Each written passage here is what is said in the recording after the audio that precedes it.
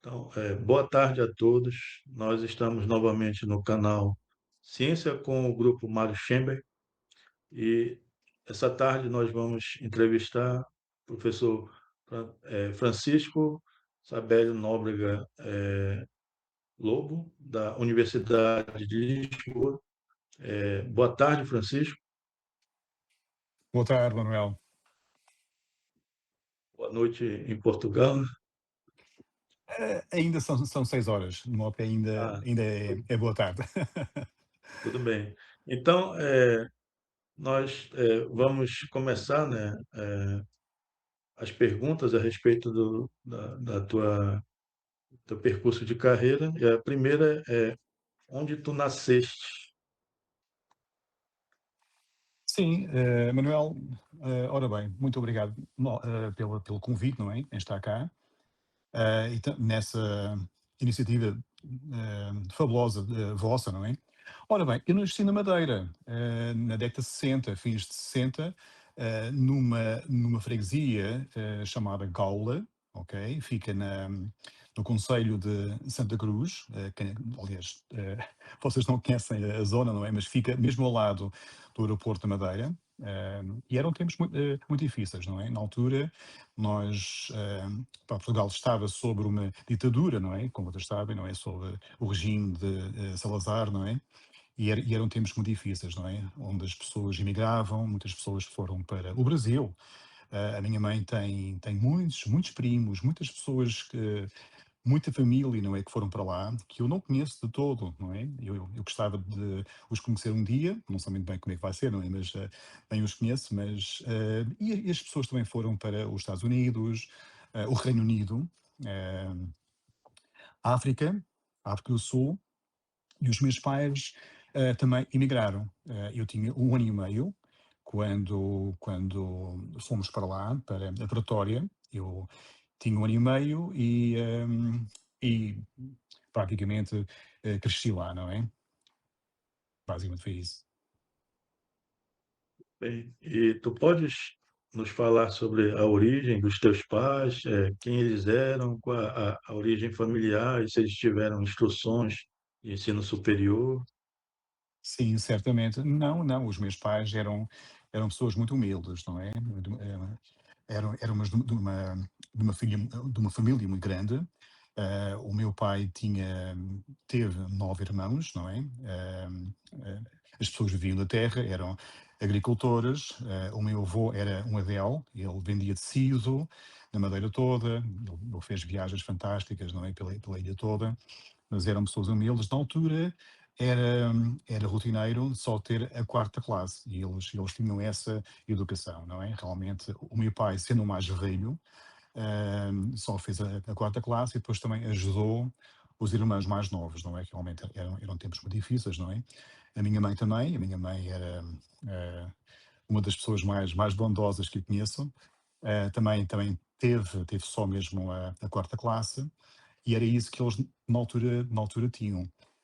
Eles falam muito de uma tia que eu também conheci, que era a mais velha de todas, não é? Que era uma pessoa muito inteligente, tinha notas muito boas na escola, mas novamente devido às grandes dificuldades, não é? Que eles na altura viviam, não é? Tinham, também só fez a quarta classe, que foi uma grande tragédia quase, não é? Porque ela tinha muitos dotes intelectuais, muito inteligente. Ahm, e basicamente é isso, não é? Mas pessoas muito boas, muito humildes, muito trabalhadoras, não é? Que nos deram, a mim e o meu irmão, tenho um irmão mais novo, uma educação muito boa, uma instrução em casa também muito boa, com valores éticos. Acho que isso que realmente é fundamental também. Os teus pais e avós e bisavós tiveram origem portuguesa mesmo? Sim, sim, sim. O meu avô paterno, aquele, o Adel, não é? Que viajava muito pela Madeira a vender tecido, ele tinha uma cultura que eu nunca vi na minha vida. Ele sabia tudo sobre a história de Portugal, a geografia, muito bom em cálculo mental. E ele contava que as origens dos lobos na Madeira, pá, pelo menos a nossa família, foram 2 irmãos que vieram de, Vila Viçosa, também, que é uma aldeia que fica cá em Portugal, no Alentejo. Foram 2 irmãos, e por acaso eu já fiz pesquisa sobre isso e nós temos família em Vila Viçosa, que pronto, são primos muito distantes de nós, não é? A minha mãe, a minha mãe sendo Nóbrega, eh, eu sei que teve origem no norte de Portugal, ok? Naquela parte, ali perto da fronteira com Espanha. Mas mais do que isso não sei. Eu sei que é isso. Mas sim, são de origem de Portugal, não é? Francisco, tu lembras ou pode nos relatar sobre as escolas que tu frequentaste antes da entrada na universidade? Certamente, certamente. Como te disse, nós emigramos para a África do Sul quando tinha 1 ano e meio e fiz lá a escola. Entrei na escola com 4 anos, porque no ano zero, não é? No ano zero, porque eu não dominava de todo a língua inglesa.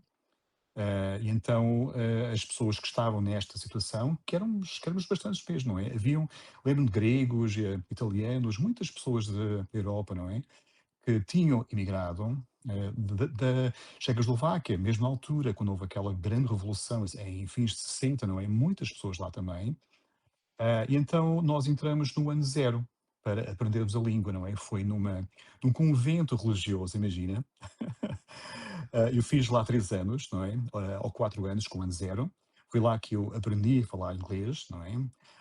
Porque em casa falávamos português, não é? E depois nós mudamos de casa e fomos viver para uma zona de preparatório chamada Sunnyside, em que estive lá numa escola primária da Sunnyside, desde o meu 4 ano até o meu 6º ano, à volta disso, ou 7º ano. Até foi à volta de, não sei muito bem, talvez uns 4 anos de escola lá.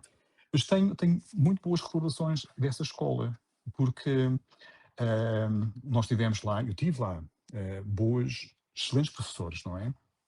Lembro-me de uma professora que eu tive, era a Mrs. Stewart, que era professora de inglês, e tinha uma voz lindíssima, uma voz muito suave, e eu gostava muito dela porque era muito carinhosa, bastante atenciosa connosco. Foi ela que nos incutiu o gosto pela leitura. Havia uma hora de leitura por semana e ela lia, eh, assim, enxertos, não é, de livros. E lembro-me que foi ali que eu ouvi pela primeira vez o Hobbit, não é? Que ela leu e adorei aquele livro e realmente li em casa, mas foi ela que nos incutiu esse gosto. Lá, nessa mesma escola também tive uma boa professora de matemática, também que incutiu em nós o gosto pelo cálculo. Ela desenvolveu assim métodos intuitivos de cálculo, não é? Que nunca mais me esqueci. Realmente tive boas professoras. Também tive uma excelente professora também de ciências nessa escola, também muito carinhosa, uma pessoa que também nunca mais me esqueço. E depois entrei numa escola secundária só para rapazes. Chama-se a escola, eu digo em inglês, Pretoria Boys High School, a escola secundária para rapazes, bem. E, fui lá que também incutiram em nós, não é? Uma ética, valores, não é? Tanto intelectuais como esportivos, não é? Eles tinham um moto, não é? Através da virtude e trabalho, era o moto deles, não é? Em que nós tínhamos um grande desenvolvimento intelectual, ok? E também para desportivo, não é? O mote também era basicamente mente e corpo sãos, não é?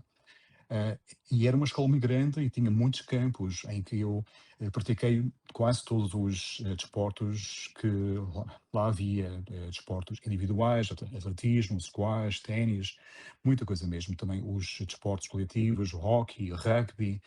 Realmente foi uma altura muito boa para mim. Agora, em retroativo, acho que foi os tempos mais felizes da minha vida, não é? Nós quando somos jovens somos bastante ingênuos, não é? Somos bastante inocentes, não é? Eu acho que foi lá que passei os melhores tempos da minha vida, não é? E depois, aos 16 anos, nós estamos a falar agora no contexto da África do Sul, em pleno apartheid, não é? Que terminou, não é? Em fins dos anos 80, não é? O meu pai, infelizmente, aliás, ele lá era comerciante e teve muitos amigos, não é, que foram mortos, não é? Infelizmente, e ele então decidiu voltar para a Madeira. E então, aos meus 16 anos, voltei. Eu estava quase a acabar o penúltimo ano da escola, que era o 11º ano aqui. Não sei muito bem como é que funciona lá aí no Brasil, mas era o penúltimo ano que não acabei. Mas quando voltei para a Madeira, eles não me deram equivalência devido à língua, ok? Embora tivesse uma bagagem científica, matemática e de ciências muito boa, acho eu, em termos relativos, não é? A língua era um entrave. Então voltei para o 10º ano, que era o antepenúltimo ano. E aí perdi um ano e meio, quase 2 anos, mas foi o que foi. Foi uma altura muito difícil, porque não gostava da Madeira. Eu, pronto, estava enraizado naquela cultura inglesa, não é? Tinha lá todas as minhas amizades. Nós estamos a falar de um adolescente com 16 anos, não é? Com toda a sua vida, não é? Os seus sonhos, não é? Todo naquele meio cultural, no inglês. E a Madeira foi mesmo muito difícil, a minha integração naquele meio, não é? Foi mesmo difícil. Mas andei numa escola secundária chamada o Liceu de Jean Muniz, e fiz lá o secundário, o 11º e 12º ano. E também tive lá bons professores, atenção, eu tive lá uma professora de física que incutiu em mim um grande gosto pela física. Eu, felizmente, tinha boas bases matemáticas da minha educação anterior inglesa, não é? E, um, e realmente a matemática nunca foi um grande problema. Tal como disse, tinha excelentes professores, não é, que nos incutiam métodos próprios de fazer cálculos, não é, realmente, isso nunca me esqueço, e ainda hoje em dia desenvolvo isso e também tento incutir isso nos meus alunos, não é, para eles aprenderem novas técnicas, não é, ver aquilo que é mais intuitivo, não é. Ahm, mas basicamente foi esse o meu percurso escolar até o 12º ano. E a questão da escolha pelo curso, né, de universitário, ou então sobre o interesse, né, por ciências, surgiu em que época o interesse por ciências, física e a escolha, né, do curso Uhum. universitário? Como é que foi? Sim, Manuel. Eu sempre gostei de ciências, acho que foi sempre a minha paixão, desde miúdo. Gostava muito de ciências naturais, a biologia. Quando estava na escola primária, lia imenso sobre a fauna selvagem da África do Sul, não é? Que é muito rica nesse contexto. E na altura, quando era miúdo, o meu sonho era ser guarda florestal, imagina. Não é? Ser ali um guarda florestal a tentar salvar a fauna selvagem, não é? E lia muito sobre isso, atenção, e tinha em casa, fazia muitas experiências, guardava lá muitos insetos, não é? E tinha lá aranhas, não é? Gostava muito dos aracnídeos, então tinha lá assim uns jarros com várias aranhas. Eu tinha também amigos também gostavam da biologia, e nós também fazíamos caminhadas, porque nós também vivíamos perto de uma montanha, ali um monte em que havia muita fauna menor, não é? Havia lá, imagina, apanhávamos cobras, ok? Cobras não venenosas, ok? Que ele guardava na casa dele, imagina. E apanhamos várias, não é? Camaleões também.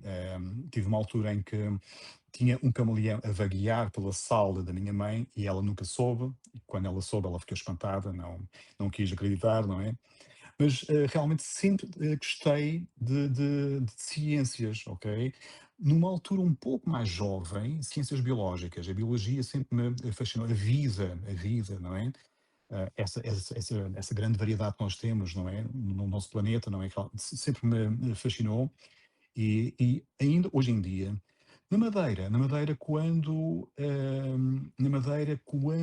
quando tive aquela professora de física, Hum, pronto, também gostava muito da física, também gostava muito da matemática. Nunca tive assim grandes dificuldades nas duas disciplinas, não é? Mas foi ali que eu comecei mesmo a pensar um pouco mais sobre o mundo, isto é, o mundo natural, o mundo físico, não é? E depois também lembro, na altura, também foi daquela geração que cresceu a ouvir o Cosmos de Carl Sagan, ok? E aquilo fascinou-me, não é? Saber tudo aquilo que ele desenvolveu na série e também no livro, ok? E eu acho que vais falar disso depois, não é? Porque mais questões sobre os livros, não é? Mas já agora posso adiantar, não é? Que realmente foi com grande fascínio que eu via e, e via aquela série Cosmos, não é? E nunca me esqueço mesmo quando li o livro, e houve ali um facto, um caso em que foi uma revelação para mim, não é? Realmente, saber que a luz, devido à própria luz ter uma velocidade finita, não é? Uma grande consequência é que nós estamos a ver objetos no passado, não é? Isso para um jovem de 14 anos foi uma coisa espantosa, não é? Ahm, Nós estamos a ver as coisas no passado, não é? Devido a essa implicação, essa consequência que a luz tem uma certa velocidade finita, não é? Isso foi espantoso. Mas basicamente quando tive que me candidatar ao ingresso, ao ingresso ao ensino superior, a minha opção a primeira era medicina veterinária. Ainda na altura gostava muito de biologia, embora tivesse um grande fascínio pela física, mas infelizmente ou felizmente, não sei muito bem qual é que é o caso, mas a vida é o que é. Nas ilhas, na Madeira e nos Açores, há aquilo que nós chamamos de um contingente insular, ok? Em que há poucas vagas para a Madeira. Na altura, acho que era só mesmo uma vaga ou duas vagas, não é? E realmente houve alguém com uma média muito superior à minha que entrou em medicina veterinária. Então, a minha segunda opção era física. A minha terceira opção era biologia. E entrei na minha segunda opção, que é física, não é? Na Faculdade de Ciências. Então foi devido a esse motivo, não é, que ingressei em Física e não tenho nenhum arrependimento. Tenho colegas biólogos, não é? Com quem ainda falo e nós travamos grandes discussões e pai, com muito gosto, não é? Que ainda cultivo esse meu gosto pela biologia. Mas basicamente foi isso, foi devido àquela professora que eu tive no Jaime Muniz, na Madeira, que realmente incutia em mim um grande gosto pela física. Aliado àquelas perícias, não é, que nós tínhamos, não é, da matemática, foi basicamente devido a isso. Tu podes nos contar a respeito da tua graduação, se tu lembra os cursos específicos, que te marcaram e também, principalmente, os professores daquela época que tu fizeste e aonde foi a universidade? Sim, certamente.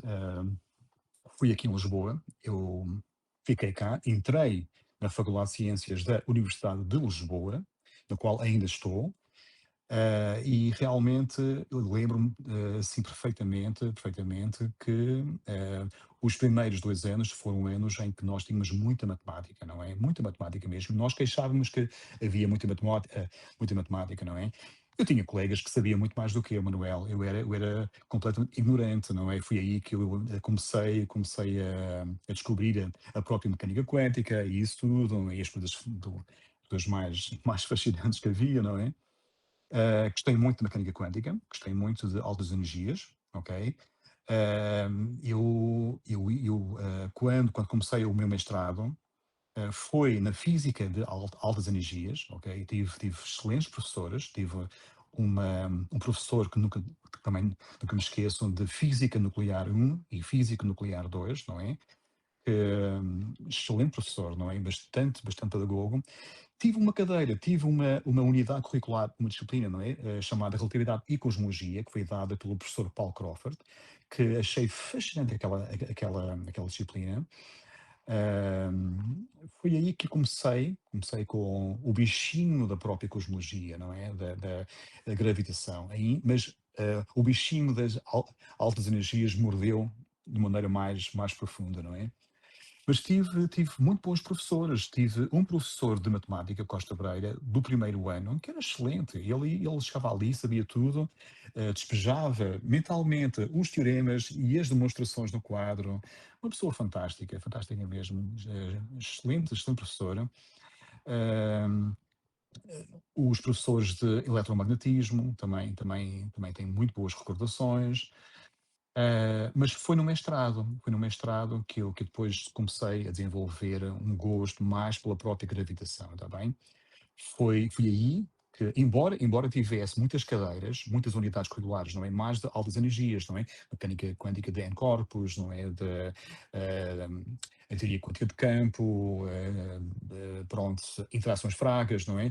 Eu tinha tudo já mais ou menos desenvolvido para fazer uma tese sobre interações fracas, quando numa cadeira, numa disciplina, não é? Chamada tópicos, eu acho que era assim que se chamava, tópicos avançados de relatividade e cosmologia, em que uma vertente da avaliação era nós lermos um artigo que era fornecido pelo próprio professor, que é o professor Paul Crawford, e por acaso escolhi o artigo, conheces certamente, o artigo do Michael Morris e Keith Thorne, não é? Aquele artigo muito famoso dos wormholes, não é? Um livro muito, aliás, um artigo bastante pedagógico, e peguei naquilo e devorei aquilo e pronto, e nós também tínhamos que apresentar o trabalho, não é? Ora bem, eu li aquilo com muito gosto, apresentei com muito gosto e realmente foi espantoso ler aquele artigo e indagar naquilo e depois fiz mais pesquisa. Nós estamos a falar agora da década 90, início, 93, 94, à volta disso, não é? E então, através de muita reflexão, e também com uma conversa com o próprio professor Paul Crawford, decidi então fazer uma tese de mestrado sobre os túneis do espaço-tempo, não é? Os wormholes, com base naquele artigo. Novamente, Manuel, na altura, quando estava a acabar o curso, estava um bocado desanimado com o curso, muito teórico, não sabia muito bem o que é que eu queria seguir. Então, na altura, aqui em Portugal, havia um programa chamado, é de educação, não é? Para os professores, não é? Chamado o mini concurso, em que os jovens podiam se candidatar e davam aulas numa escola secundária, não é? E no último ano concorri, fiquei, fui aceito para dar aulas numa escola e adorei a experiência, ok? Eu acho que isto é um bocado psicológico, acho que tem mais a ver com a minha maneira de ser, não é? Porque os professores de quais eu tenho boas lembranças, são aqueles que realmente incutiam uma certa empatia em nós, não é? Aqueles mais que chegavam aos alunos, não é? Através de uma certa empatia, de um certo cuidado. E eu senti um bocado isto no curso, pá, que era muito árido, muito teórico. E foi essa vertente de dar aulas aos mais jovens, não é? Que eu vi um lado meu, que eu até desconhecia na altura, de pedagogo. Gostei imenso de dar aulas, comecei a dar aulas, não é, mais a fundo, e continuei a dar aulas no ensino básico e secundário, fazendo o mestrado e também doutoramento. Também fiz os dois em simultâneo. E então, e na altura, nós estamos a falar da década de 90, início de 2000, em que ainda podíamos fazer isso, não é? Não havia muita burocracia, depois o ensino aqui no país mudou bastante, ficou muito mais burocrático, mais popular, e depois também falamos mais sobre isso, não é? Caso férias.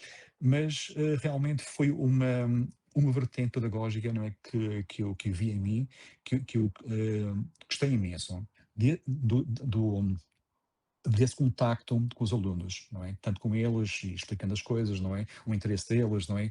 Acho que nada bate ver um aluno com os olhos esbugalhados, não é? A perceber um conceito. Acho que isso é fascinante na vida do professor, não é? Mas no mestrado, estavas a falar, não é? O tópico propriamente dito foi então aí, com essa disciplina do Paul Crawford, não é? Que eu então desenvolvi um grande interesse pelas soluções assim, um bocado exóticas, não é? Que elas esticaram um bocado a fronteira, não é? Da teoria de Einstein, não é? E foi isso também que fascinou-me, não é? Esticar um bocado, não é? Ir um pouco mais além, ok? Fiz então o mestrado nesse tópico dos wormholes. Devorei o livro do Matt Fisser, aquele livro dos Lorentzian wormholes, tu também conheces certamente. E depois, no doutoramento, que fiz, isto fiz tudo na Faculdade de Ciências, não é? Seguido, eh, também dando aulas. O doutoramento foi feito também, em parte em wormholes, mas com soluções que violavam as condições de energia. Ok? Basicamente, wormholes e mais soluções, não é? Fui um pouco mais além, e foi aí que realmente desenvolvi muitas colaborações também com o exterior. Foi aí que eu próprio conheci o meu herói, que era o Matt Fischer na altura, não é? E nós tivemos uns papers juntos, não é? Mas basicamente foi aí que comecei a desenvolver a própria investigação no ramo da própria ehm, gravitação e cosmologia. E desde então tenho desenvolvido toda a minha linha de investigação neste tema, neste tópico. É. E o teu orientador, então, foi o mesmo no mestrado e no doutorado. Sim, sim. Sim, foi. Eu tive colegas meus que saíram do país, muitos colegas foram para o Reino Unido, para a França, a Alemanha, os Estados Unidos, não é? Eu quis ficar em Portugal, mais por razões pessoais, não é? Fiquei em Portugal. Mas sim, foi o professor Paul Crawford, que tinha um grande dom de atrair alunos. Foi ele o primeiro físico na Faculdade de Ciências, não é? Que começou um grupo muito forte, começou na altura, na década de 90, meados, e esse grupo cresceu e que hoje em dia eh, é um grupo muito forte, que depois também pode falar com muito mais pormenor, não é? Mais tarde, mas foi aí que teve a raiz desse grupo, não é? O professor Paul Crawford tinha, como eu estava a dizer, não é? Tinha o dom de atrair alunos, que era uma pessoa bastante charmosa, ok? Atraía muitos alunos pelo a sua grande capacidade pedagógica, não é? Tinha e tem ainda, não é? Tem uma grande capacidade de comunicação, de explicar conceitos científicos muito difíceis de uma maneira muito simples, não é?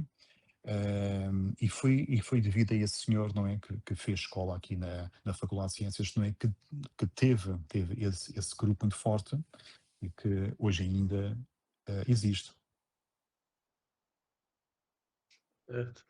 Tu podes nos falar, já falaste de um livro, né, que é o do Matt Viss, mas de livros que tu usaste na tua graduação, no mestrado, no doutorado e mesmo na tua carreira que marcaram um pouco?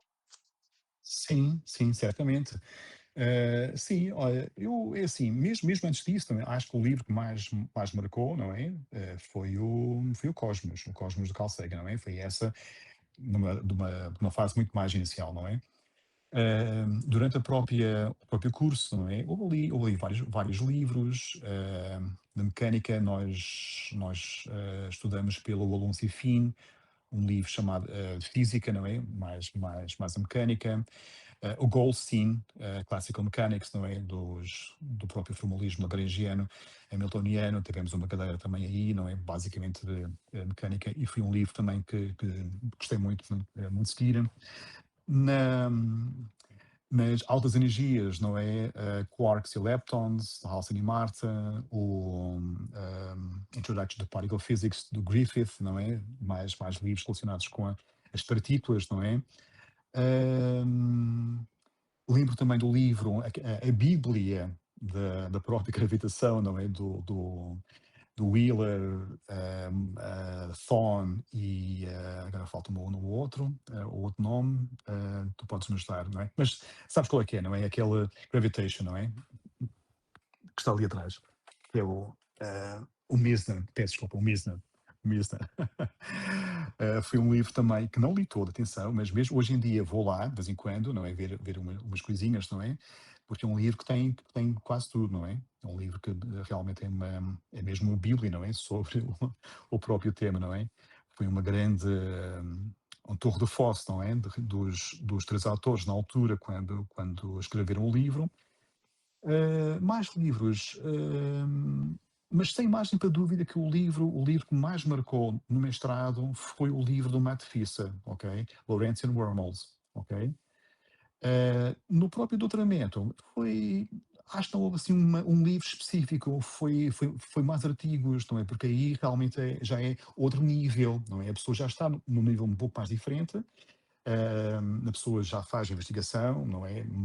Pronto, mais ou menos independente, não é? Obviamente, mas é com base em artigos científicos, não é? E aí, todos os papers que havia do Wormholes, eu li na altura. Lembro na altura, quando estava no mestrado, também surgiu o artigo, eh, certamente também conhece, não é? O artigo do Miguel Alcubierre, do Warp Drive, não é? Em 94, e nós tivemos largas discussões, não é? Sobre esse artigo, na altura quando saiu, e realmente foi um fascínio, não é? Isto na física um bocado da fronteira, não é? Ok? Os físicos que faziam pesquisa no mainstream não estudavam isso, não é? Ou aqueles que estudavam faziam à parte, não é? Embora quase todos os nomes consagrados, não é? Faziam pesquisa nesse ramo, não é? O próprio Hawking, não é? O Kip Thorne que foi um dos grandes pioneiros, não é? Dos wormholes, não é? Realmente é mais nesse aspecto que estas soluções, não é?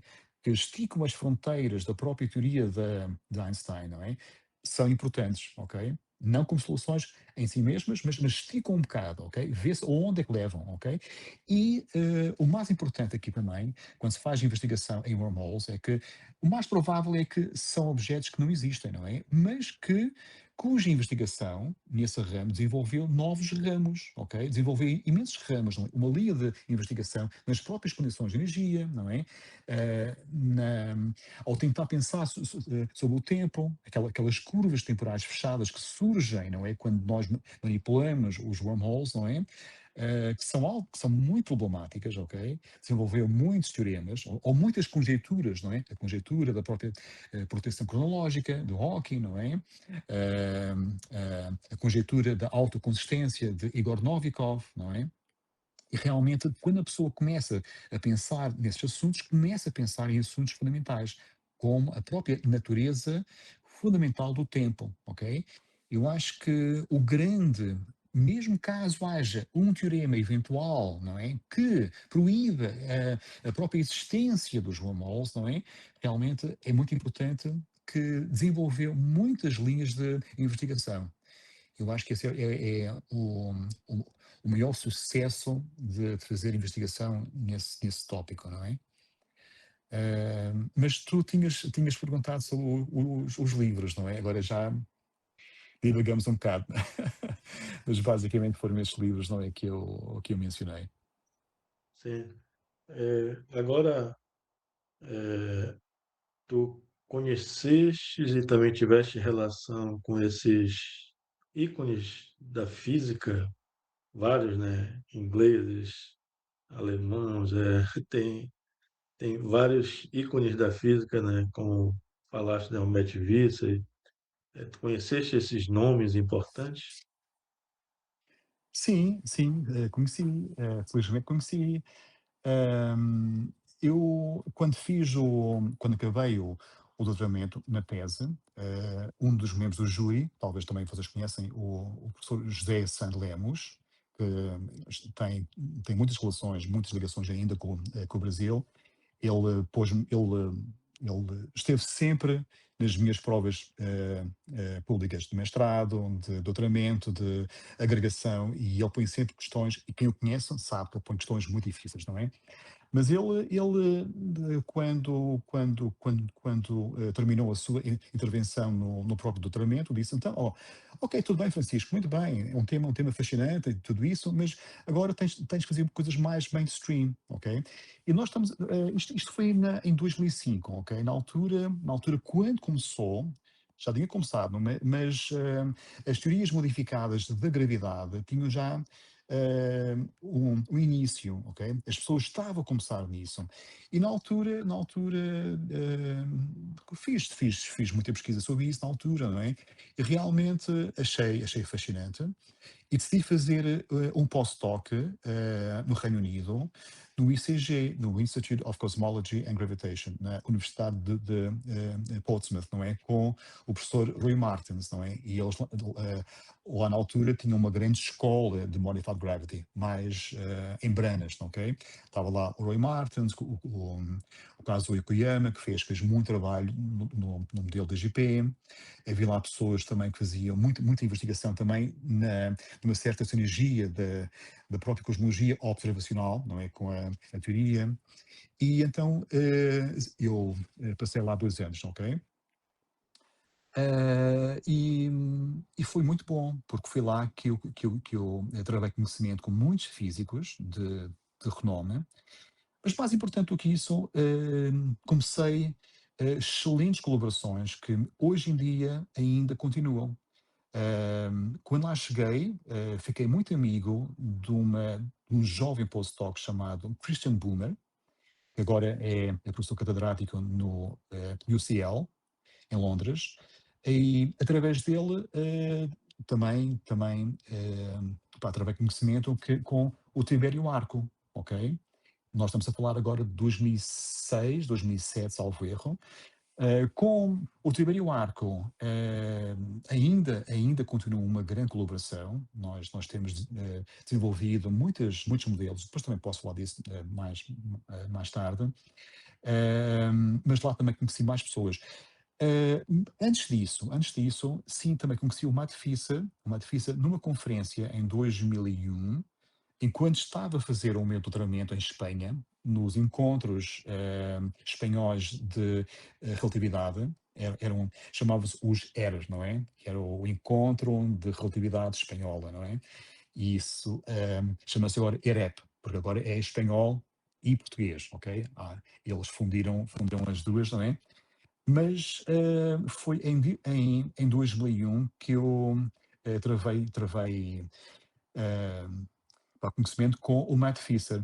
O Matt Fisser pá, também estava lá. Eu dei uma apresentação sobre a violação das condições de energia nula, com velocidades superluminares, uma coisa que eu estava a desenvolver na altura, e ele estava lá.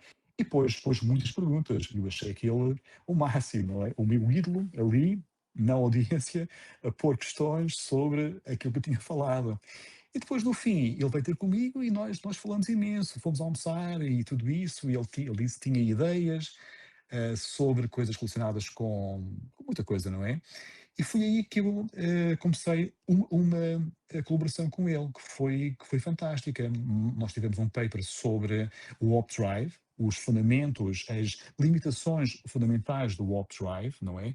Para um warp drive subluminal, o que é que ocorre às condições de energia, não é? Tivemos um paper aí, que quase que deu mesmo muito trabalho, porque tinha cálculos muito difíceis mesmo. Foi na altura que eu comecei a desenvolver todos os códigos no matemática, e depois houve ali um bug no matemática e mudei para o Maple, e hoje em dia ainda uso o Maple. Mas foi aí que comecei essa colaboração com o Matt Fisher. E foi fantástica. Houve ali uma interrupção, porque também mudei de ramo para Modified Gravity, e depois nós continuamos a colaboração depois, passados uns anos, em 2010, 2011, e ainda hoje em dia, de vez em quando, temos um paper.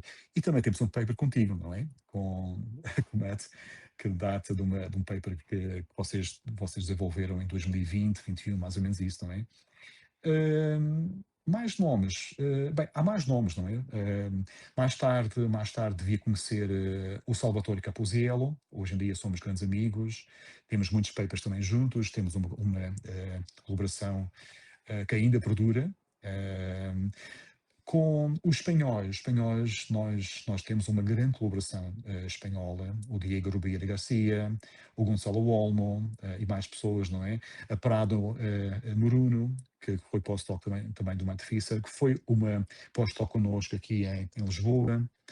E na altura, e todas essas pessoas, nomeadamente o Gonçalo Olmo e o Diego Rubira Garcia, foram as pessoas que desenvolveram uma abordagem específica de FDR, a gravidade FDR, não é? Que é a abordagem Palatini, não é? Que na altura foi muito difícil, porque houve grandes nomes, não é? Que puseram à parte do modo erróneo esta abordagem Palatini, não é? E eles sofreram muito com isso, mas eles persistiram, não é? E hoje em dia sabe-se muito mais sobre a abordagem Palatini devido aos dois, não é? Ao Gonçalo Wallman e o Diego Rubira Garcia. Eu posso falar mais de nomes, mas acho que não sei se queres pôr Tem, mais uma questão. tem bastante. Agora, eu lembrei agora o Odintsov. Sim, exatamente. O Dinsov também conheço muito bem, ele veio nos visitar muitas vezes para Lisboa. O paper mais citado que eu tenho é com ele, não é? É aquele do FRT, ok? FRT, gravity, não é? A gravidade FRT, R a curvatura, T o traço do tensor de energia-momento, e isso surge de um modo bastante curioso, não é? Porque quando estava no Reino Unido a fazer o postdoc em 2007, fiquei bastante fascinado com as galáxias, não é? Eles lá falavam muito disso, aquelas as curvas planas, não é? Das galáxias, e nós na altura nós queríamos, eu e o Boomer, o Christian Boomer, nós queríamos desenvolver uma teoria, ok, que tivesse uma força extra que explicasse aquelas curvas, ok? FDR também dava, mas a nossa intuição dizia que havia ali qualquer coisa, não é? Então foi aí que entra o Tibério Arco, está bem? Foi o primeiro paper que nós tivemos, os três juntos, ok? Em que desenvolvemos um certo acoplamento entre a curvatura e a matéria, ok? Em que temos basicamente uma extinção de FDR, ok? FDR, basicamente, é uma teoria da métrica, não é? Em que o tensor de energia-mente é conservado, mas nós queríamos que o tensor de energia-mente não se conservasse, não é? De modo que, através da equação geodésica, aparecesse uma força extra. E o grande desafio foi desenvolver um lagrangiano que dava isso, ok? E foi aí que nós realmente descobrimos, e depois viemos a ver que já tinha sido descoberto antes, não é? E também por mais pessoas, mas foi muito interessante chegar a isso independentemente, ok? Tivemos muitas discussões com muitas pessoas, com o Roy Martins, o David Wands, o Faraoni, o Stefano Liberati, o Thomas Sotario, na altura. Aquilo que nós queríamos era uma teoria que induzisse ou gerasse uma força extra. E a única maneira que nós pedimos era acoplar de maneira não mínima a curvatura com matéria. Ok? Isso também é um paper bastante citado, tem quase 1000 citações. Foi desenvolvida em 2007 e foi a primeira vez que eu trabalhei conhecimento com o Tiberium Arc e foi uma grande alegria trabalhar com ele, porque é das pessoas mais competentes que eu conheço e mais acessíveis. Eh, É nesse contexto que surge o modelo FRT com o próprio Odintsov, ok? Mas antes de falar disso, nós depois, muito rapidamente, vimos que havia um paper no ano anterior do Tómico e Visto. O Tómico e Visto também tinha proposto um acoplamento não mínimo entre a curvatura e a matéria. Ok? Um paper que surge em 2006. O Odintsov muito rapidamente enviou-nos um mail a dizer que ele próprio já tinha pensado nisso e tinha feito um modelo em que datava, salvo erro, de 2005, em que ele tinha um acoplamento ao mínimo, o R, com um set lagrangiano de matéria escura, ok? E ele argumentou que ele foi o primeiro a desenvolver esses modelos não mínimos. Muito rapidamente, eu também descobri um paper de 84, de um senhor chamado Gunther, e ele aí tem exatamente o mesmo modelo que nós desenvolvemos. De modo que isso já muito tempo antes, ok? E é aí que nós, depois comecei uma troca de e-mails com o Odintsov. O Odintsov depois veio nos visitar, na altura estava já em Lisboa, e ele na altura tinha pensado em generalizar aqueles acoplamentos não mínimos, não é? Na altura, nós já tínhamos feito isso, não é? Tive um paper com o Tiberium Arco, em que nós fizemos uma extensão máxima de FTR numa teoria chamada FRLM, o LM, o lagrangiano da matéria. Isso tudo junto. Ora bem, mas o Odintsov quis desenvolver o modelo FRT, T, que é o traço do tensor de energia-momento, e foi assim que surgiu então essa colaboração. Curiosamente, é o paper mais citado que nós temos, mas não é o modelo que mais gosto, está bem? Tem muitas falhas que depois também posso desenvolver, não é? Há mais modelos que tenham, que eu acho muito mais, que têm muito mais potencial, não é? Eu não sei, Manuel, se eu falei demasiado, mas se quiseres, passamos a outra pergunta. Tu conheces a teoria de Rastal? É assim. O meu conhecimento em 72, né, que saiu o PRL, sobre a não conservação também do tensionamento de energia numa uma questão geométrica, né, que ele coloca. Uhum. Aí, agora, não sei se já é comprovado, mas acho que o professor Júlio Fabres, né, já fez trabalho tentando mostrar que é um caso particular da FGRT, né? Exatamente, exatamente. Curiosamente, eu tive com o Júlio em Kazan, em 2017, não é? Nós estivemos lá numa conferência que foi a Escola Petrov, e nós também falámos um bocado sobre isso. Mas sim, acho que é mesmo uma subclasse de FRT, não é? Neste momento, não sei qual é que é o estatuto da teoria, mas certamente o Júlio poderá falar melhor do que eu, não é? Nesse aspecto. Sim. Então, a gente, sim, claro, tu tens bastante colaboradores, né? Mas a gente vai passar para uma questão pessoal, que é trabalhos que, na tua opinião, são de relevância na área que tu escolheste. Pode ser trabalhos pouco citados, mas que tu achas que tem relevância. Trabalhos meus ou gerais? Pode ser livro, o mesmo entrevista, ou o mesmo artigo. Sim, sim. Então, ok, então,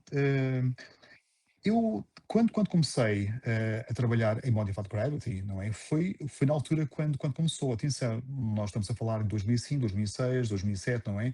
Em que as pessoas na altura estavam ainda a tentar perceber FDR, por exemplo, ok? A gravidade, FDR. E na altura, eu lembro muito bem disso, porque tivemos muitas discussões na altura, não é? No início de 2007, em que as pessoas começaram a desenvolver os modelos de campo fraco, não é? Quando a pessoa desenvolve um modelo de Modified Gravity, de teorias modificadas da gravidade, é preciso averiguar o que é que se passa nos campos fracos, não é? Porque tem que passar todos os testes de GR, ok? E depois ver o que é que se passa em termos cosmológicos, não é? E ver se os parâmetros coincidem ou se há ali qualquer coisa, não é? Mas o passo inicial é ver o campo fraco. E na altura as pessoas estavam a tentar perceber o que é que se passava em campos fracos em FDR. Ok? Eu acho aí foi as pessoas que faziam investigação nesse contexto ficaram muito intrigadas, e eu inclusive, quando no início de 2007 surgiam muitos papers e pessoas muito conhecidas, não é? Que havia um paper, por exemplo, que saía uma semana a dizer que FDR estava excluído porque há um parâmetro gama, não é?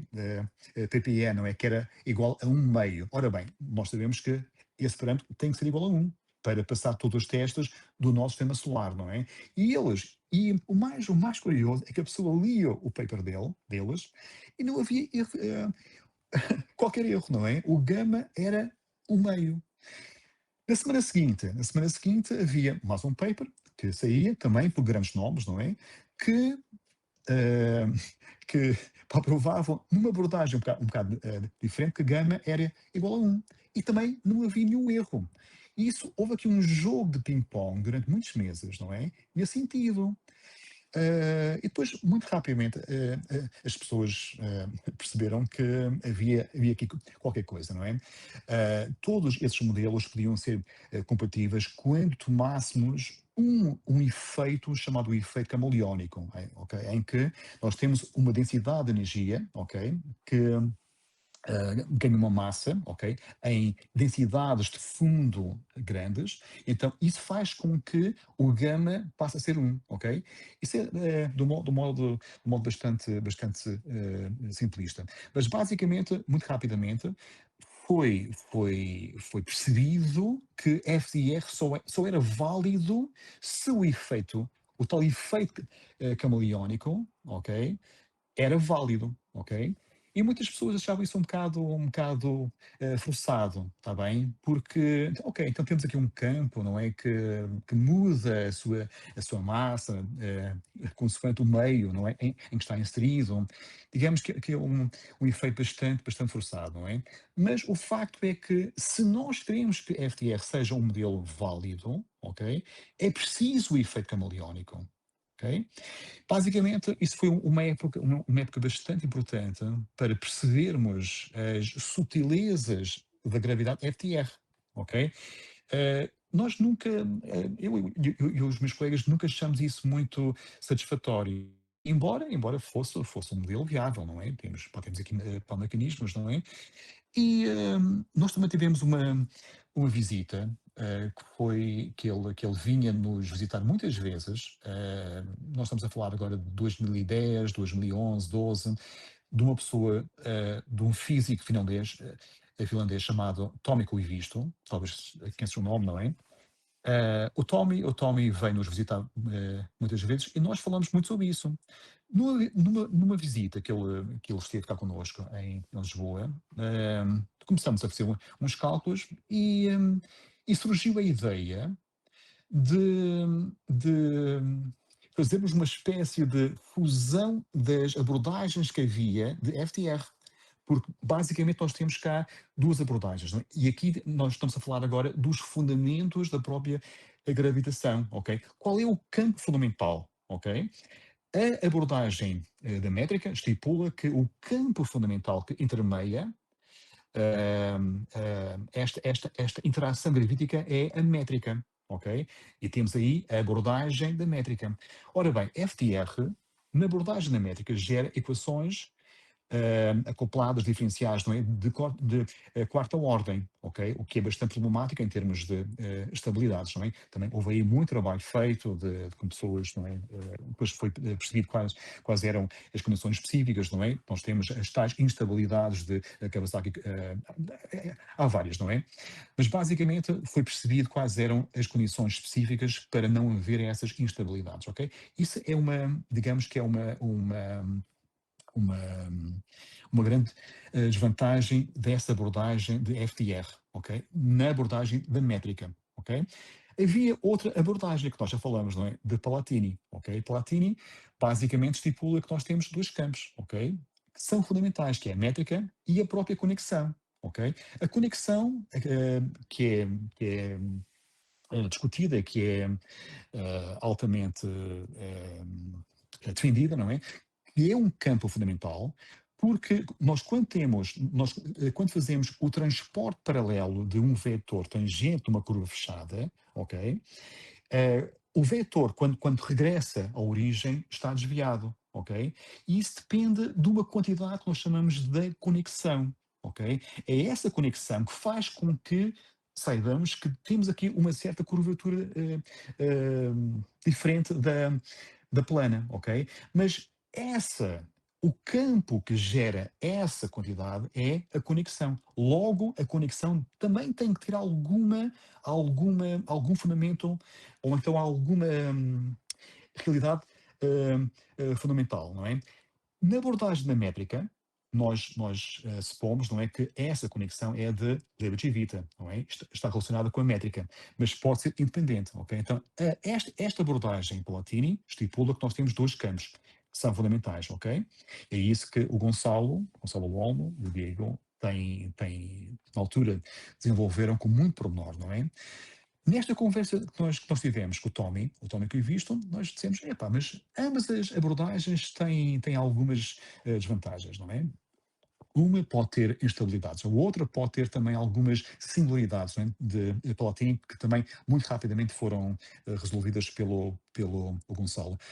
Será que nós temos conjugar as duas abordagens, ok? Então temos aqui uma abordagem em que temos dois termos, um termo eh, no Lagrangiano, ok, quando, é puramente métrico, e um segundo termo que é puramente Palatini, ok? Temos um termo, quando variamos essa ação, vai gerar, isto é, quando variamos a ação, segundo a métrica, vai ter como esse termo dominante. E quando variamos em relação à conexão, nós temos um outro termo, ok? Então, nós chamamos isto, então, a teoria híbrida, Hybrid Metric Palatini Gravity. E, na minha opinião, eu acho que esse trabalho, em termos fundamentais, é muito mais interessante do que qualquer FTFT ou FRLM, está bem? Porque vai aos fundamentos da própria teoria da gravitação, ok? E põe em causa quais são os campos fundamentais que aqui estão. Digamos que é uma teoria que não é dada, é dado muito menos atenção ao FRT. O FRT conta já com milhares de citações, não é? O que eu acho muito curioso, não é? Mas em termos fundamentais, eu acho que esta teoria híbrida é muito mais interessante, ok? Ahm, Pronto, eu acho que já divaguei demasiado, mas basicamente. Explicaste bastante. Agora, conheces a gravidade de Isiama-Kibble? Não, É, não. que acrescenta torção, né? Ah, Além da sim, sim, curvatura, sim, sim, sim, mas sim, sim. lá na gravidade de Isiama-Kibble, né? Acho que deve ser início de 80, ao final de 70, né? Que eles propuseram. E lá tem justamente o que tu estás falando, né? Que a ação era variada em relação à métrica como um campo fundamental e também a conexão em relação a outro campo fundamental. A Uhum. híbrida, qual seria a diferença para essa consideração? Com a tradução, não é? A tradução, certo? Sim, realmente, novamente, quando nós falamos das abordagens de FDR, R é a curvatura, não é? Mas basicamente, nós, quando falamos de teorias geométricas, não é? Não existe só essa, não é? Existe uma classe muito mais alargada, ok? Que inclui a torção, a non-metricity, não é? O quê, ok? Aí temos uma conexão muito mais genérica. Ok? E quando a pessoa então explora as subclasses desta teoria muito mais fundamental e muito mais vasta, houve um paper bastante interessante também do Tom Visto e mais pessoas também mais recentemente, em que eles chamam isso, como é que era? The Geometric Trinity, não é? Ah, a trindade geométrica, não é? Em que temos as três componentes geométricas não nulas, não é? Curvatura, torção e non-metricity, a não metricidade, ok? Aí temos coisas muito mais genéricas, ok? Então, basicamente, quando nós falamos da teoria de Einstein, basicamente é com a curvatura, mas também existem outras abordagens, não é? Pode ser que aquilo que permeia a interação gravítica não é a própria métrica, não é a curvatura, mas é a torção. Ou então pode ser uma não metricidade, ok? Isto realmente, a torção teve um grande boom em 2012, 2013, na altura nós também começamos a estudar isso. Bem, pessoalmente não achei muita piada, mas houve pessoas que desenvolveram aquilo, não é? O Emanuel Saridakis e a sua escola, não é? Desenvolveram aquilo, não é? Com muito mais pormenor, e depois mais tarde também tivemos um paper ou vários papers juntos, não é? Quando nós acoplamos, não é? Esta torção com a matéria, muito analogamente àquilo que nós fazemos com a própria curvatura, e temos também efeitos bastante interessantes. E também nós, mais tarde, também fizemos isso com o non-metricity, não é? A não metricidade, ok? Acoplamentos entre a matéria e essas partes geométricas, ok? Ora bem, lá está. Isto são questões bastante profundas, Manuel, porque o que é que nós temos cá, não é? Qual é que é, em termos fundamentais, essa, esse campo fundamental que permeia a própria interação gravítica, ok? É, é, é, é tudo isso junto? Ou é só mesmo a métrica? Ou é ah, ah, a curvatura, a torção? Ou o quê, não é? Realmente são questões bastante profundas, não é? Que nós não sabemos a resposta, não é? Claro que quando a pessoa aplica estas teorias, ok? E à própria cosmologia, não é? Há aqui modelos, há aqui teorias que são excluídos, ok? Devido a várias condições, não é? Não obedecem aos dados observacionais, não é? O próprio non-metricity, não é? Que foi também mais recentemente, houve vários papers que saíram da Lavinia Heisenberg e também do José Baltrán, foram as pessoas, não é, que começaram o estudo muito mais intensivo desta teoria da não metricidade. Eles próprios já viram que realmente há aqui efeitos, não é, que podem excluir esta teoria, está bem? Há aqui efeitos de instabilidades que talvez não sejam curados, ok? Ora bem, mas são questões muito atuais, são questões muito fundamentais e são questões extremamente interessantes, não é? No domínio da física moderna, não é? Quais são as abordagens mais válidas e aquelas que são mais consistentes, não é? Sim, só te instiguei, né, com a pergunta, mas é claro que é uma física de fronteira, né, e ainda se tem, né, a própria FDR ainda tem bastante coisa, né, a se entender, a se formalizar. Então, assim, é só uma pergunta para instigar uma discussão. Agora, Francisco, eu gostaria que tu tentasse fazer uma síntese da evolução da área que tu escolheste, né, para pesquisar, do início, quando tu começaste, até hoje. Assim, as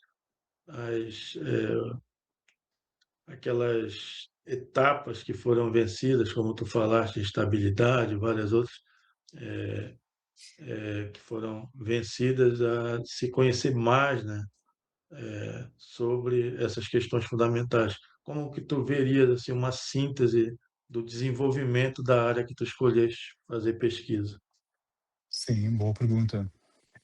Sim, então nós temos que começar então, 2000 e poucos, não é? Quando surge, bem, toda essa pesquisa em gravidade unificada surge porque nós sabemos que o nosso universo está numa expansão acelerada, não é?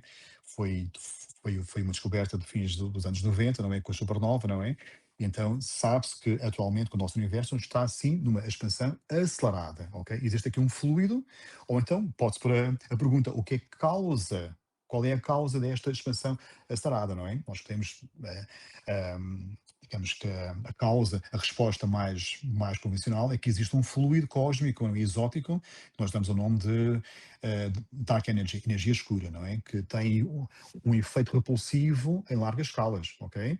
E isto foi a primeira abordagem que foi imposta, que foi apresentada, não é? Para explicar esta expansão acelerada, não é? Muito analogamente àquilo que nós fazemos com a inflação, não é? Porque nós sabemos que nós já tivemos um período de uma expansão acelerada perto da altura do Big Bang, não é? Agora temos uma segunda fase, não é?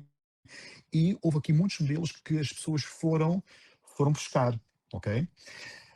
Mas repara, mas novamente há aqui tantos modelos de energia escura, também temos, pode falar aqui de dezenas deles, milhares deles até, não é? Realmente, qual é que é o modelo mais preciso, não é? Enfim, eh, as próprias missões de observação puseram os modelos, não é? Quando a pessoa faz um parâmetro, não é? Temos uma equação de estado, não é? Temos um parâmetro, não é? Que mede esta equação de estado, não é? Temos aqui o que nós chamamos de o regime de fantasma, quando o ômega, o tal parâmetro, é menor do que -1, não é? Pode ser que esta expansão possa ser mesmo a constante cosmológica, não é? Quando o ômega é igual a -1, ok? Ou então quando é maior do que -1. Aí temos o regime de dark energy, para a energia escura, ok? Muito problemático é quando nós temos o regime do fantasma, não é? Quando o ômega é menor do que -1, ok? Porque aí temos instabilidades, ok? E precisamente nós temos um fluido exótico que viola a condição de energia nula, ok? Que é precisamente aquele que é necessário para suportar os wormholes, ok? Um wormhole é uma certa estrutura muito análoga a um buraco negro, mas não colapsa, ok? Porque há ali uma certa matéria, ok? Que é repulsiva, o que impede o colapso gravítico, ok? E essa matéria exótica tem que violar a condição de energia nula. Está bem? Basicamente, houve ali muita pesquisa quando as pessoas começaram a perceber, através das missões do Planck, não é? Que realmente nós podíamos ter um fluido exótico que estava no regime fantasmagórico, não é? Houve muita pesquisa feita também nesses objetos exóticos que são os wormholes, não é? Ora bem, mas voltando ao caso da expansão acelerada, há outra via, não é? Não é necessário que exista um fluido exótico, não é? Parece que nós voltamos ao éter do século XIX, não é? Aqui temos um fluido exótico que permeia o nosso universo, não é? E também temos, em termos históricos, ok? Que há várias abordagens, não é? Isto é, quando, mesmo no século XIX, não é? Quando as pessoas viam que, eu acho que era Urano, não é? Tinha algumas anomalias, não é? Na sua órbita, usando a teoria de Newton, não é? Viram que havia uma fonte que não era vista, não é? Que levava a essas anomalias, não é? E foi descoberto então Neptuno, usando a teoria existente da gravidade na altura, que era a teoria newtoniana, ok? A mesma coisa também se passava com a precessão do periélio de Mercúrio, ok? Aí também foi estipulado que aquela precessão era devido a uma fonte exótica, que havia um outro planeta no outro lado do Sol, que deram o nome de vulcano, que nunca foi descoberto. Foi preciso uma nova teoria, a teoria da própria relatividade geral de Einstein, para explicar essa anomalia, ok? Em termos históricos, nós temos cá uma grande evidência que talvez nós também estamos a passar uma fase muito análoga àquela que foi passada no século XIX. Talvez esta expansão acelerada do nosso universo não seja devido a um fluido exótico, está bem, que permeia o nosso universo, mas talvez as leis dinâmicas não sejam as corretas. Isto é, talvez em larga escala nós tenhamos que mudar a nossa teoria atual, que é a teoria de Einstein. Então surgiu uma grande investigação nestas teorias modificadas, ok? A teoria atual, não é? Aquela standard, é a teoria de Einstein, não é? Quando se fala em teorias modificadas, nós vamos mudar as equações de campo, não é? Ou então os lagrangianos, não é? E foi nesse sentido que realmente surgiu um grande fluxo na própria investigação em teorias modificadas da gravidade, não é? Teve essa vertente, não é? Isto é, teve como motivação esta expansão acelerada, não é? Depois, quando vamos fazer pesquisa, vê-se que houve muita investigação feita na década de 70, década 80, década 90, não é? Coisas já feitas, não é? Na altura, a própria motivação era mais a física fundamental, ok? Aqui, nós temos aqui um dado observacional para fazermos investigação nestas teorias.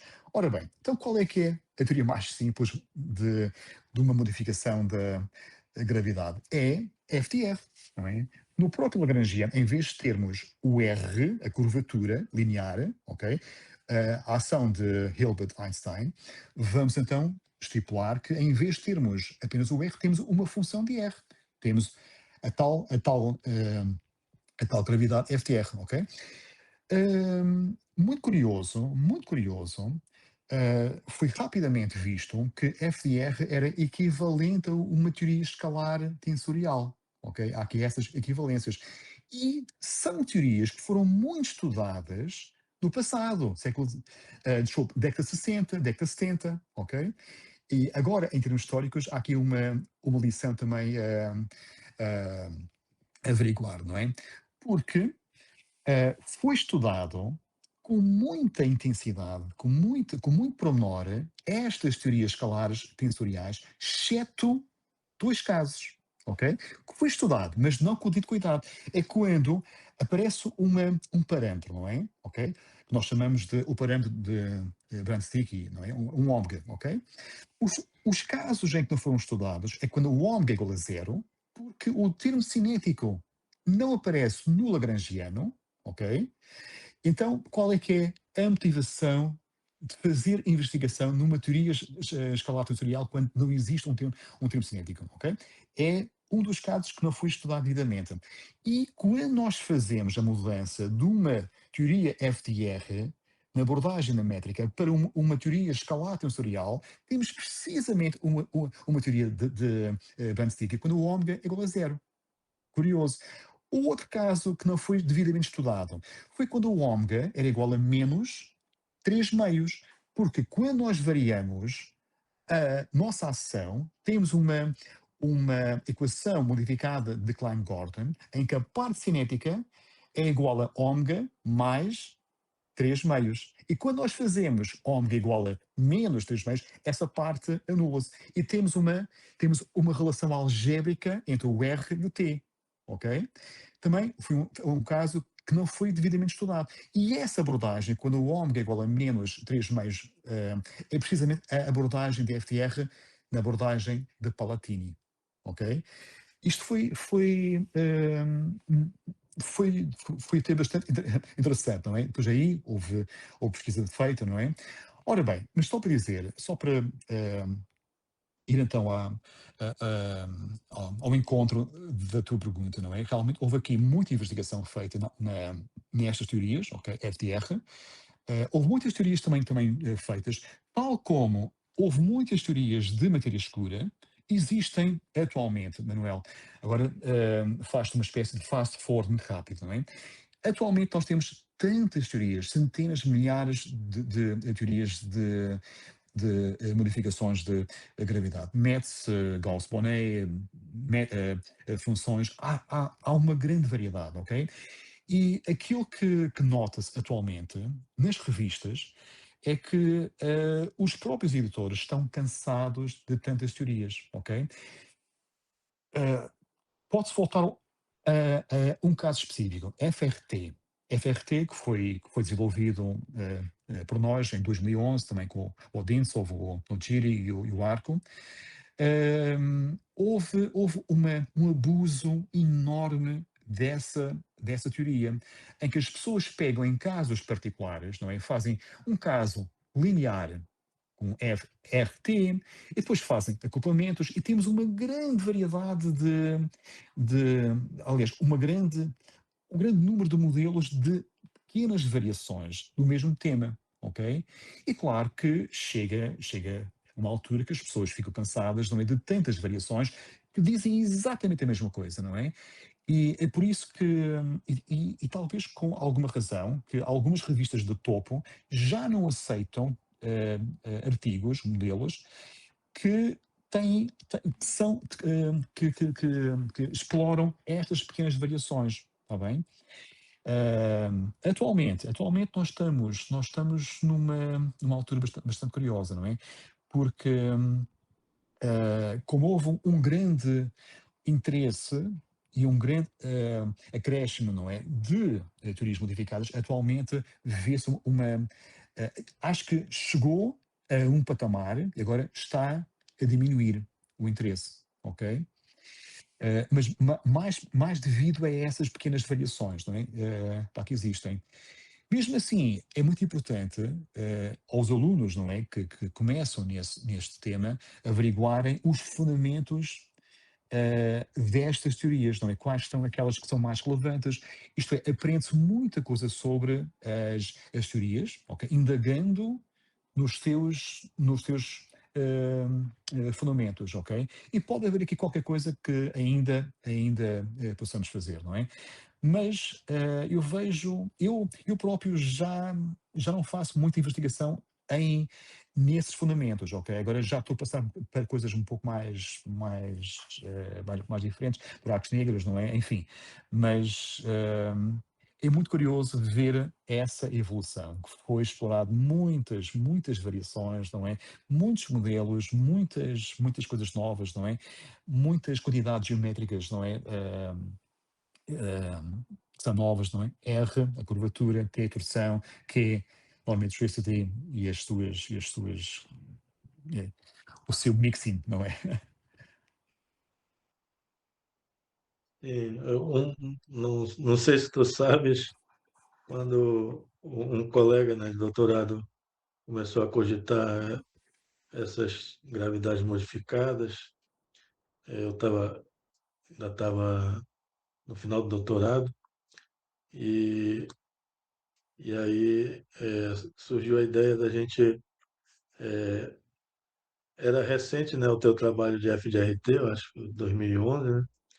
E a 2011. gente surgiu a ideia da gente, é, é, como tu sabes, a maioria dos cosmólogos, eles sempre querem que a teoria acabe recaindo em lambda CDM, né? Poderia ter uma FDR que acontecesse a, a, o estado atual do universo de expandindo acelerado, mas não é convincente que a modificação devido à curvatura explique, mas sim volte novamente ao fluido exótico. Então sempre tem, o cosmólogo pensa que tem que recair de novo no fluido exótico e lambda CDM. E aí a gente pensou, né? Então vamos pegar a F de RT, em que, em geral, o tensor-momento-energia não é conservado, e impor a conservação num caso de uma topologia no espaço-tempo homogêneo isotrópico. E aí nós fizemos esse trabalho, né?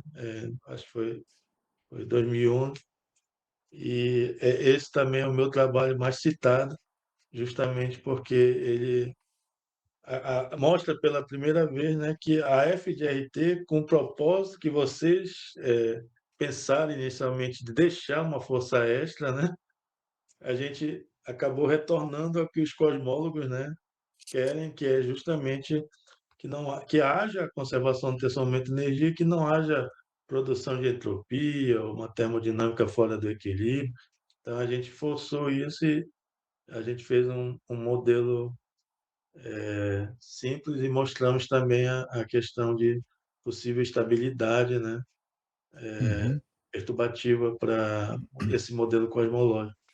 Então é interessante como tu falaste que surgem, né, as teorias, a gente pensa nos fundamentos e vai vendo também a evolução, né, do que a gente pensou, acaba modificando, ou vê uma pessoa com uma ideia muito melhor. A gente está sujeito à ciência, é exatamente isso, né? Se não houver uma mente brilhante, como esses físicos no passado, né, principalmente, que conseguem mudar o paradigma, conseguem modificar teorias, né? Então, os avanços são pequenos, né? A gente propõe uma coisa e vai evoluindo e talvez venha uma com uma ideia melhor ainda. Então, assim que funciona, né, a ciência. é verdade. E, e aí, então, como tu já fizeste, né, essa síntese, né, a- tu podes, aqui no Brasil, algumas pessoas não conhecem muito. Tu podes citar alguns nomes de físicos em Portugal para que os brasileiros, né, venham a conhecer os nomes? Sim, claro, certamente. Um grande nome, incontornável, é o Vítor Cardoso, não é? O Vítor tem feito um trabalho excelente nos buracos negros, né, nas ondas gravitacionais, não é? Ele tem feito muita coisa excelente, não é? Atualmente está no Instituto Niels Bohr. Ele teve lá uma bolsa de 5 anos, não é? Multimilionária, não é? Que ele tem feito lá uma grande escola, não é? O Vítor é também professor no técnico, no Instituto Superior Técnico, e ele desde sempre, ele foi aluno dos José Lemos, pronto, acho que é um nome incontornável na física portuguesa, ok? Nós cá na Europa temos aquilo que nós chamamos de bolsas ERC, ok? Ele das poucas pessoas que tiveram as 3 bolsas dos vários níveis, do nível de iniciante, do nível seguinte e do nível avançado. E eu só conheço 2 pessoas ou 3 pessoas a nível europeu, não é? Ou quase a nível mundial, que tiveram isso. Ele é uma das pessoas, não é? É um nome incontornável.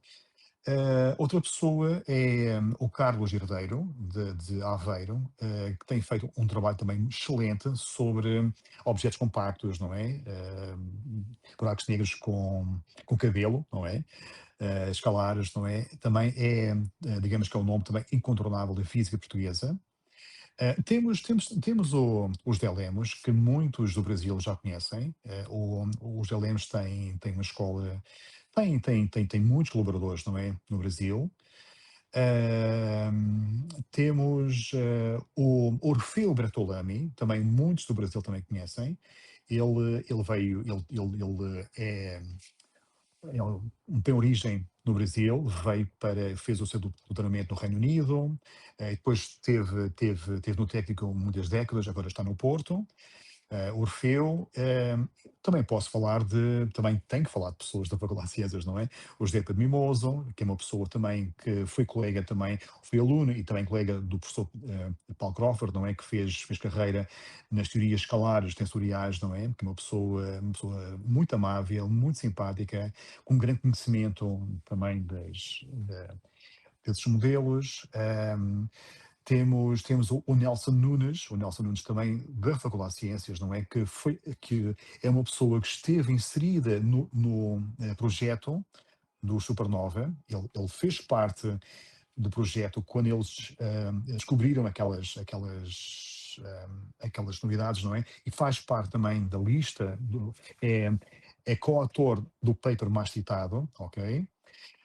Temos um físico chamado António José da Silva, já agora, falamos também nas missões. Nas missões, porque não é só mesmo a parte teórica que é pá, fundamental, mas também as próprias missões, não é? Que nós temos e que nós também estamos envolvidos, não é?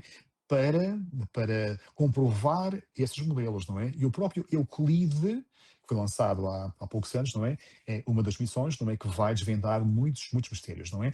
E temos pessoas muito ligadas ao Euclide. O António Gira Silva é o próprio coordenador, não é? Nacional do Euclide. Ele tem feito também um trabalho excepcional em termos observacional, ok? Temos uma outra pessoa chamada o Ismael Treno. O Ismael Treno também, da Faculdade de Ciências, também é o co-coordenador, não é, do Euclide. Tem feito também um trabalho excelente de lentes gravitacionais, é o nosso perito nesse ramo. E no Porto, nós também temos físicos, também vós no Brasil talvez conheçam, não é? Temos o Pedro Avelino. O Pedro Avelino tem feito um trabalho excepcional também em termos da cosmologia. O Carlos Martins, que está relacionado também com muitas missões, não é? O Expresso, etc. Pronto, nós temos cá um grande talento em Portugal e também temos muitos alunos muito promissores e espero que eles vingam na sua carreira e tenham uma carreira excepcional. Agora, Francisco, a parte administrativa, tu podes nos contar os teus cargos administrativos e qual a tua posição atual? Eu prefiro não, mas vou contar porque também é um aspecto muito importante na nossa vida e também sabes muito bem disso, não é? Sim, infelizmente, nós temos cargos que nós ocupamos que tomam muito tempo nosso, está bem? Posso falar dos últimos 10 anos, não é? Nos últimos 10 anos comecei a ser o líder do grupo de cosmologia do Instituto de Astrofísica e Ciências do Espaço. É o maior instituto que nós temos em Portugal da astrofísica. Basicamente, eu posso também falar um bocado sobre a história, não é? Surge em 2014 pela fusão de dois grandes centros eh, eh, que nós cá tínhamos, não é? Que era o CAUL e o CAUP. O CAUL é o Centro de Astronomia e Astrofísica da Universidade de Lisboa. E temos também o CAUP, que é o equivalente, mas do Porto, ok?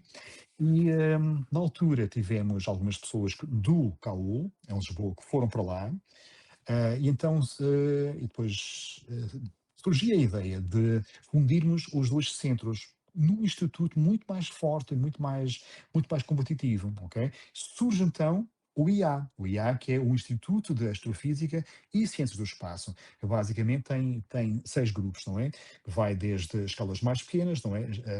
Há um grupo que faz investigação sobre estrelas, e depois escalas diferentes, não é? As galáxias, desculpe, ainda mais pequeno, os planetas, não é? Ok?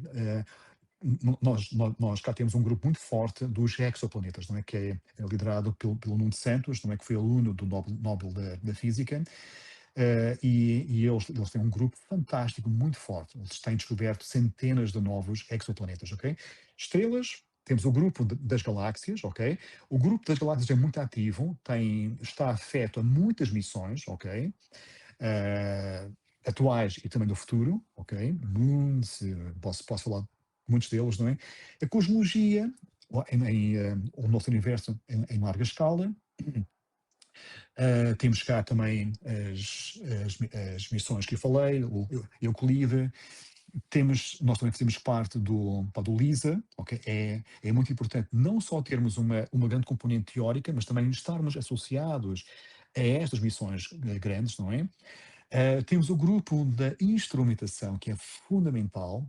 Surge pela primeira vez nesta fusão do CAUL e do CAUP a entrada de um novo grupo de instrumentação, ok? E eles atualmente têm já um legado fantástico, que eles estão associados à própria construção de instrumentos associados a essas missões. Do Expresso, do Moons, posso falar de muitos deles, ok? Mas são pessoas fantásticas, não é? Que vão ao Chile, ao Paraná, não é? Ao Paraná, não é? Instalar estes instrumentos, ok? Que é fundamental para os teóricos, ok? Fazer os teus modelos e depois comprovar, não é? Com as próprias observações, não é? Quando nós, no IA, aderimos a um projeto do ESA, ou do ESO, basicamente, nós vamos também com essa equipa da instrumentação. É fundamental, ok? Muito importante que é isso também que aqui estás a fazer. Nós também temos um grupo de comunicação de ciência, está bem? Que leva tudo aquilo que nós fazemos, não é? Para o grande público, ok? E temos dois grupos que têm funções diferentes no Porto e em Lisboa.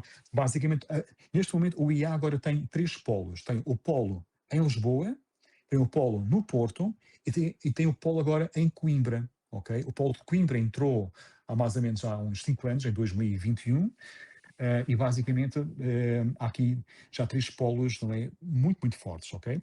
Mas em relação a à tua questão, está bem? Isto só para vocês verem o contexto, ok? Ora bem, então cada grupo tem um líder, não é? Nós no grupo da cosmologia foi muito difícil no início, em 2015, juntar os dois grupos, não é? Tínhamos grupos essencialmente teóricos, ok? Mas como eh, nós na altura tínhamos a própria estratégia de estarmos inseridos nestas missões da ESA. Na altura do Euclide, entrou o António da Silva, o Ismael Tereno e mais pessoas também. E de modo que foi fundamental fazer uma certa sinergia entre a parte teórica e a parte observacional. Então, os fundos que estavam associados ao nosso grupo, fizemos um grande esforço para contratar pessoas que faziam essa sinergia. E daí surgem postdocs que vieram, ok? O grupo ficou muito rapidamente muito conhecido. Nós tivemos muitos postdocs, não é? O Diego Rubriera e mais pessoas também, a Noemi Fucciati, que faz fantástica, e mais postdocs que fizeram postdocs connosco, agora já voltaram para os seus países, já são professores permanentes, não é? E basicamente foi essa a própria estratégia.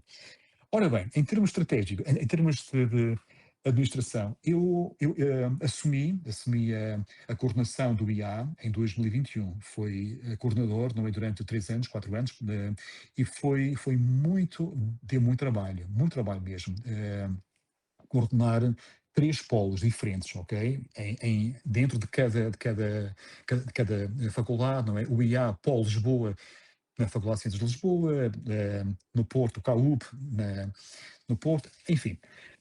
Então aí realmente a minha produção científica caiu bastante, ok? Porque não tinha mesmo tempo para fazer investigação. Foi mesmo mais gerir os fundos, a parte estratégia, estar atento a todas as situações, oportunidades de financiamento que surgiram, estarmos muito atentos, não é, às pessoas chave, que tinha contratos que estavam a terminar, e nós tínhamos muitas ligações, muitos postdocs ligados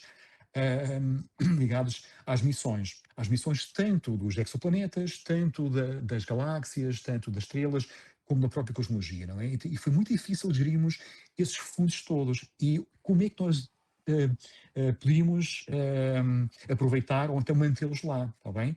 E foi um exercício muito complicado mesmo. E depois também divulgar o próprio instituto dentro das faculdades, não é? Não é tarefa fácil, está bem? Porque surgem para muita coisa, não é? Muita competição, enfim.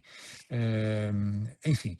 Mas basicamente foram anos muito difíceis em termos de gerir tudo isto, essas vertentes, não é? Gerir uma parte administrativa, gerir uma parte letiva, porque também dava aulas, gerir uma parte de investigação, que foi a parte que mais sofreu, ok, desde 2020 até 2024, e a parte também de supervisão de alunos, ok? Porque aí também tinha muitos alunos que estava também a supervisar, a orientar, não é? E aí foi mais, aí realmente eu e falava com eles, não é?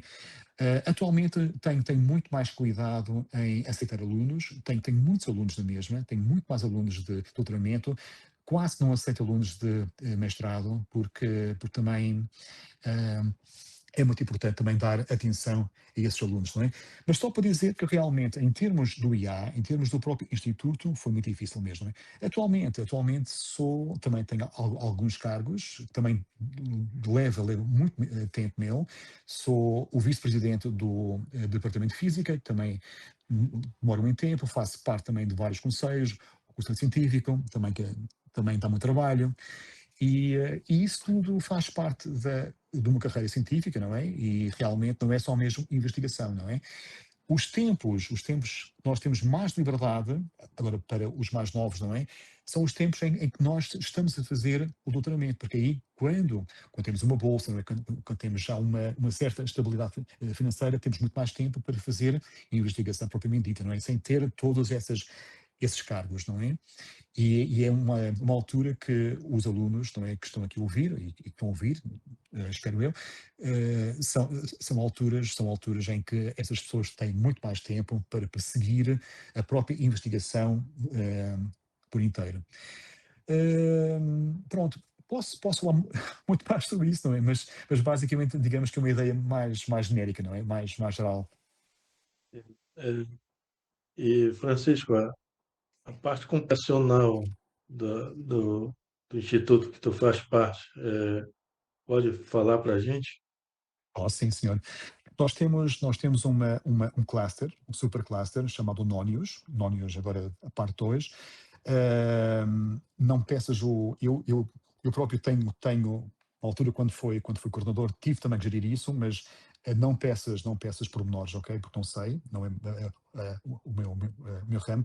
Mas na altura nós tivemos uma candidatura, fizemos uma candidatura para termos dois slacks, não é? Duas estantes, não é? De um supercomputador, não é? Que veio de MIT, não é? Que foi doado à Fundação, à FCT, à Fundação para a Ciência e Tecnologia, que foi do Minho. O Minho teve uns fundos muito grandes, não é? Para comprar um novo supercomputador, não é? Um cluster enorme. Então, esse que veio do MIT foi para a FCT e as várias unidades puderam se candidatar, não é? E aí nós então tivemos dois slacks, duas estantes, não é? Cheias de- dos aparelhos, não é? Então nós temos o Nonius, chama-se o Nonius, não é? Em que os alunos e os próprios investigadores não podem utilizar, ok? Nós temos alunos que fazem grandes simulações no Nonius, quando têm tempo, não é? Eles quando há um tempo de espera, mas temos esse supercluster, não é? Que qualquer investigador, não é? Pode ter acesso.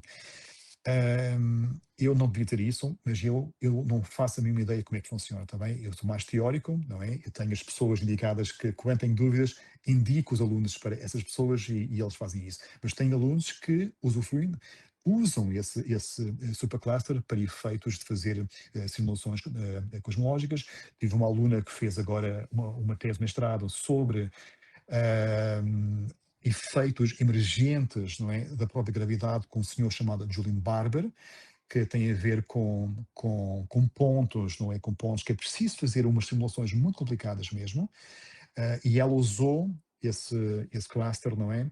Para fazer essas simulações que levaram dias, ok? E pela primeira vez na história desse ramo foram feitas simulações com 5.000 e 10.000 pontinhos, não é?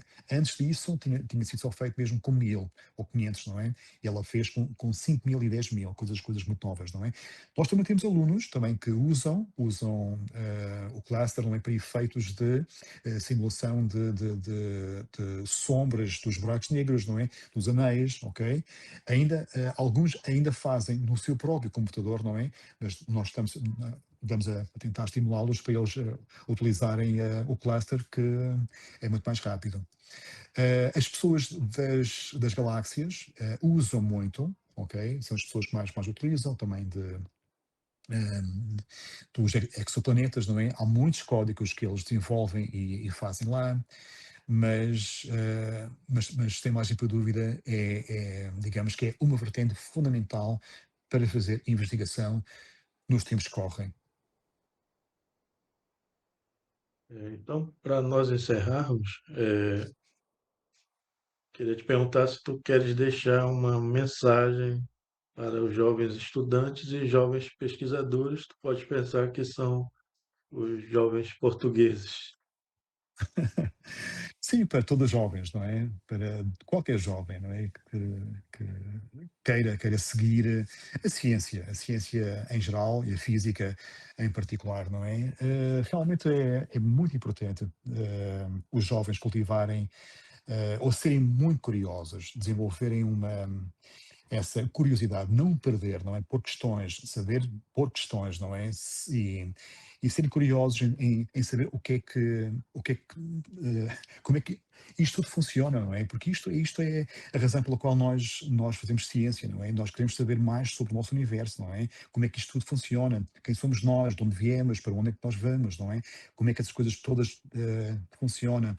Eu acho que isso é a razão fundamental, espero eu que seja, que nós fazemos investigação, não é? Perceber como é que o nosso mundo funciona, o que é o real, o que é essa natureza, e nunca perderem essa curiosidade, não é? Os mais idosos muitas vezes perdem isso, não é? Ficam, ehm, pá, cristalizam, não é? E depois só pensam em modelos já existentes, não é? É muito importante também pôr em questão, não é? Os modelos videntes, aqueles que são os modelos regentes, não é?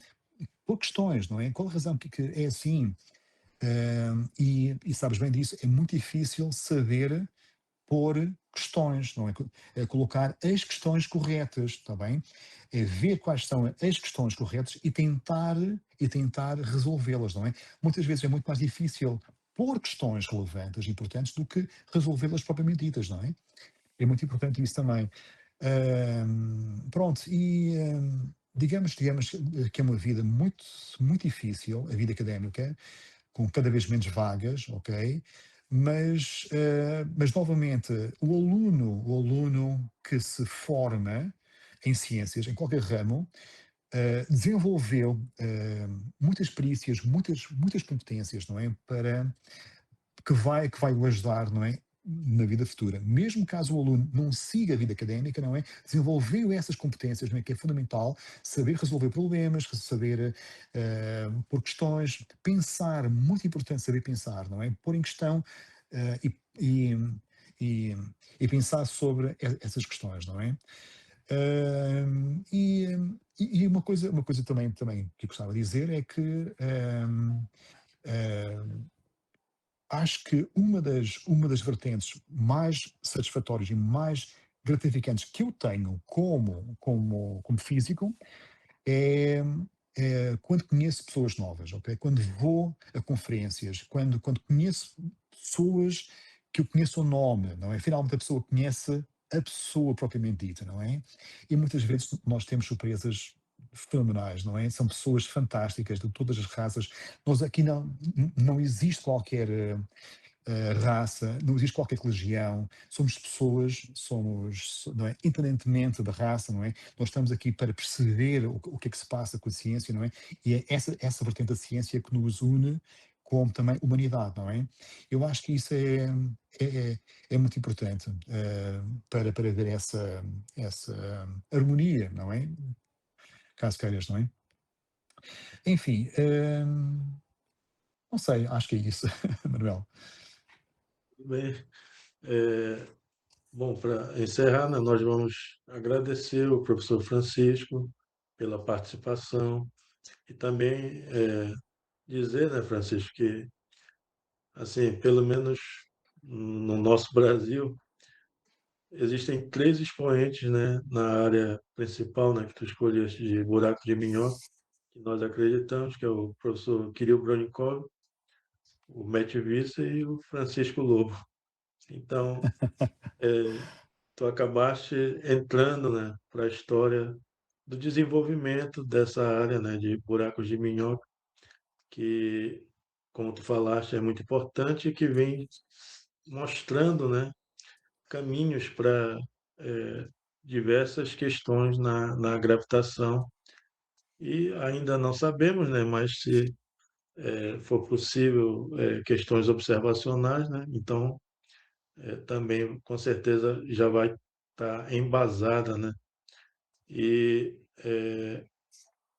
a quantidade, né, de trabalhos relevantes, né, que tu fizeste e também de orientações, né, principalmente para o teu país, é de suma importância esse, assim, essa investigação, essa compreensão, né, sobre essas questões da gravidade e para a formação de pessoal especificado, né, alunos que são hoje professores, né, e é muito importante para o nosso país, no caso em Portugal, tu fizeste um trabalho excepcional, por isso a gente também te parabeniza por isso.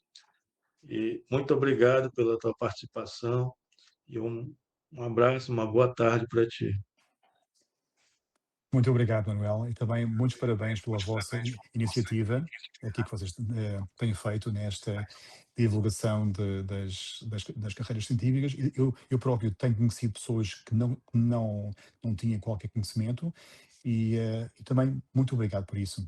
Muito boa tarde a todos vós. Tchau. Tchau.